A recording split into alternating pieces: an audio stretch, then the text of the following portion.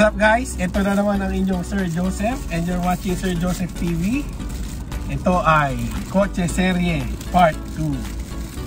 So ayun, nandito kami sa Kenny Rogers naman. So umorder kami ng Solo B ba? Ano ba itong tawag dito? Basta dalawang side dito. Yes, dalawang side. Ay, sarap ng food namin.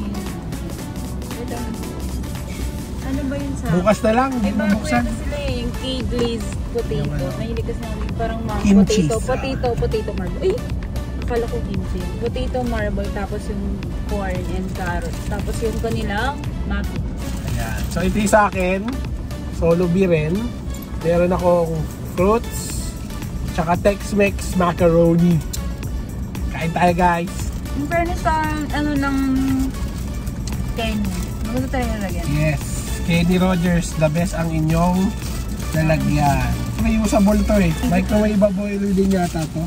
Ayun nga guys, Solo B. Akin ay Tex-Mex macaroni and fruit salad. Bago yan no? May mga bago sila. May bago sila doon, may kimchi sila doon. Tapos, kimchi? So meron silang bago, kimchi. So next time na lang namin itatry yun. Sa susunod na lang ulit. Pwede naman ulitin ang ang Kotse Serye. Kahit ulitin yung kakainin. Anyway, ayun, going back, meron silang bago yung kimchi na solo meal. Yung chicken nila parang Korean style something. May side dish silang bago yung kimchi tsaka yung K-glazed potato. Kamusta ang K-glaze? Tingnan mo. Tikman natin ang K-glaze. Paano i-describe to? Parang akong kumain ng samyupsan. Parang medyo smoky yung lasa ng K-glaze potato. Tikman nyo na lang din guys sa Kenny Rogers ang K-glaze potato nila. Masarap. And, ayan, kuha kang Tex-Mex. Lasang Mexican. Lasa siyang quesadilla. Oo. Yan. So, katulad ng ginagawa ko sa ibang Kotse Serye, ginagawa ko na lang onigiri. Yung aking rice para hindi ako mahirapan. Kagat sa chicken, kuha ng gravy, at kagat sa rice. Kain tayo. Yes, parang kung sanay ka kumain sa fiesta. Sa birthday yan. Birthdayhan. Walang lamerto. And nga pala, this Kotse Serye is brought to you by our sponsor ECQ Season 3. Grabe no? So guys, pangatlo na. Nung Season 1, wala akong vlog nun, pero yung Season 2, yung gupitan session namin. So ilalagay ko rin yung video na yon, yung link sa baba, tsaka dito sa dulo ng video. Pero ngayong Season 3, naka-Kotse Serye kami. Ang sarap talaga ng chicken ng Kenny Rogers. Tapos meron kami iced tea. So walang strawless na sila. Strawless? Large iced tea. Sarap. House blend. Dahan-dahan. Hindi natin gugustuhin matapon. Yun! Nakuha ko yung binti. So yan guys, corn and carrots. Ang sarap. Challenge ako dito sa manok pumapalag. Malaki kasi diba yung chicken nila, hindi lang naman isang part na nakukuha mo. Thigh and leg. Kumbaga baywang. Okay game. Yung first video namin, kami kung may balikat ba yung chicken. Ngayon may baywang ba? Baywang. May baywang nga po.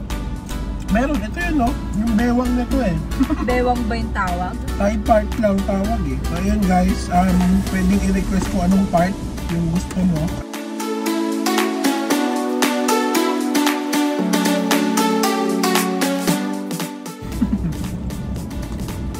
Walang dadaan-daan ngayon guys kasi nasa party ka. Yes, ayun, nandito kami sa park. By the way, nandito kami sa Kenny Rogers sa Quezon Avenue. Katabi lang siya ng PBCom. Malaki yung parking, so... Uy, maganda yung dito, yung Kenny's. Kasi, ewan ko, bago kusura eh. Malaki yung Kenny's dito, malaki yung parking, so pwede kayong, ayun, since bawal na dine-in. Pero I think may mga iba kasing kotse, tapos feeling ko nagda-dine-in din sila sa kotse. Nagko-Kotse Serye din sila. So ayun, so I'm done with my rice. Chicken naman tayo. Grabe, ang sarap talaga ng chicken ng Kenny Rogers. Juicy. Pero kasi may ako kumain ng mga ganito. Buti na lang. Nanamnam ko na lang. NANI?! Buti na lang may nakakakumain. Kasi sa akin kung magigila. Fruits? Ano to? Mansanas. Ito? Oo. Pineapple, peach. Kunin mo yung peach, yun yung peach. Sarap. Ay, Sarap ng apple. So guys, ayan. Baka matapon eh.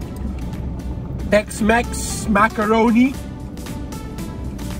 Ang sarap ng macaroni ng Tex-Mex. At syempre, huwag natin kalimutan yung corn muffin. The best ang corn muffin ng Kenny Rogers. Yes, balik tayo dun sa side dish. Meron silang kimchi. yung pala dapat yung gusto ko.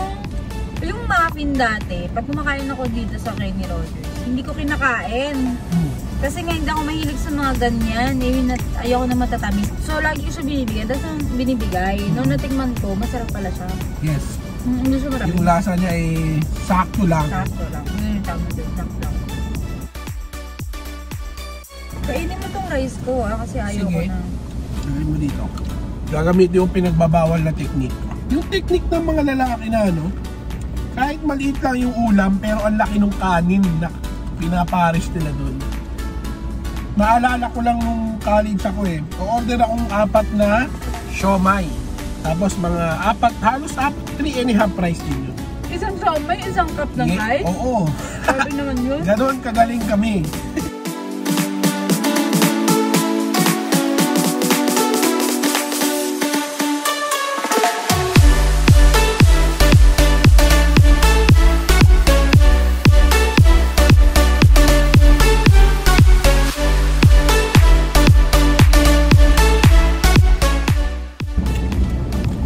Payapa dito. Kasi nung nag-video tayo ng ang daming tao sa parking. Kasi hagdan yun Tapos yung mukha namin na parang yeah, ang tahimik dito. Kung i-rate ko to para sa aming kotse serye, ito ay 10 out of 10. Itong Kenny Rogers, Quezon Avenue. Hindi ka mako-conscious kumain. Ang lawak ng parking. Kasi yung parking, meron ba doon? So, how will you rate our kotse serye tonight? I-rate muna natin yung una, hindi natin na-rate yun nung first video. Kung gusto nyo mapanood yung unang kotse serye namin, ilalagay ko nila yung link sa description below, tsaka ilalagay ko sa dulo nitong part 2 namin, itong second episode ng kotse serye. So game! Wait lang. Kasi? Okay, game. Yung kain ko kasi, depende kapag gutom na ako. Pag gutom na gutom ka kasi, hindi ka kasi pwedeng kumain ng madami. Yung sa McDo kasi, gutom na gutom ako nun, ang daming nakain. Pero masarap naman. Parang madidigay ka.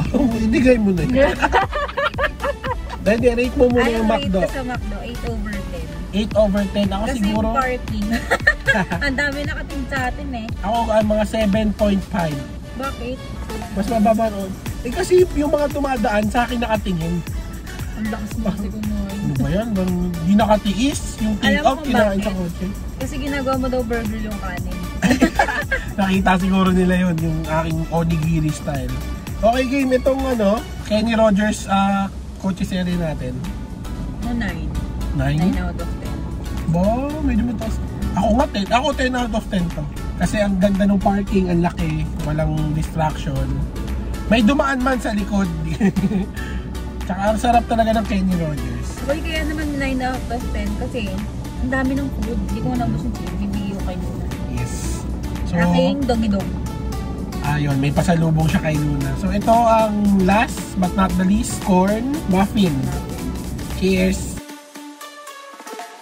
Gusto ko yung medyo crispy ibabaw, pero moist yung loob. Yan. Lambot. So, Kenny Rogers. Baka naman. Baka naman. May binibenta ba na to si Ken? Yes, may muffin box sila guys. Check out nyo rin yun. So guys, ayun nga. Ito yung gusto ko, yung top ng muffin. Crispy yung top. Tapos moist yung loob. Tapos yung ibaba malambot. The best. Meron siyang, ayan. Meron talaga siyang corn. Ang sarap. Quality corn muffins. Mahal, ayoko na. Ng muffin? Yes, yun yung advantage. Pagka mahina kumain. Ubusin ko lang to. And then we'll end the video. Painom naman ako para makapag-ending na tayo.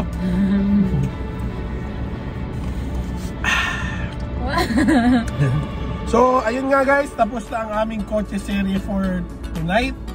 Our second episode, kotse serye with Kenny Rogers. So, if you like this content, don't forget to hit like, subscribe, and that bell icon para ma-notify kayo kapag meron kaming third episode of our kotse serye. At ako ang inyong Sir Joseph at ang aking mahal na si Tessa. And you're watching Sir Joseph TV. Bye-bye!